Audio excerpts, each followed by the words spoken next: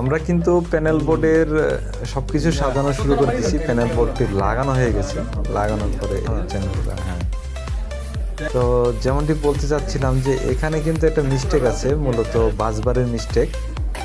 এটা আমরা এখন ঠিক করব, এই বাসবারগুলো সাজানো এবং ব্রেকার বসানোর জন্য চ্যানেলগুলো ঠিকঠাক মতো পজিশনে সেট আপ করে নেব।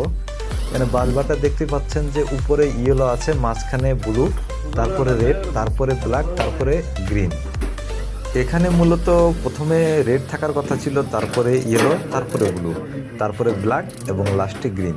এভাবে থাকলে এটাই বেস্ট হইতো। এটা হলো কালার কোডটা। আসলে আমাদের হচ্ছে 3 ফেজের জন্য আমরা প্রথমে রেড দিই, তারপরে মাঝখানে ইয়েলোটাকে রাখি এবং লাস্টে ব্লুটাকে রাখি। এটাই স্ট্যান্ডার্ড একটা কোয়ালিটি বা সিস্টেম কালার কোড মেনটেন করার জন্য। তো সেটাই আমরা এখানে ঠিক করার চেষ্টা করতেছি, কারণ এই কালার কোডটাও আমাদের এখানে এটা রয়েছে, ইস্যু রয়েছে। এছাড়াও বোর্ডের দেখতে পাচ্ছেন, এক কথায় আমরা অডিট পারপাস সমস্ত কিছু সাজাচ্ছি। দেখতে পাচ্ছেন যে কিভাবে আমরা কাজগুলো করতেছি, টেকনিশিয়ানগুলোও কাজ করতেছে। দেখেন একটু,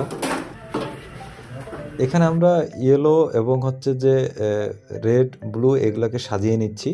দেখতেই পাচ্ছেন যে আমরা ব্লুটাকে উপরে দিয়েছি, ইয়েলোটাকে মাঝখানে রেখেছি এবং রেডটাকে নিচে রেখেছি। সমস্যা নেই, এখানে 3টা ফেজ হয়ে গেলো, এরপর নিউট্রাল, এরপর আর্থিং।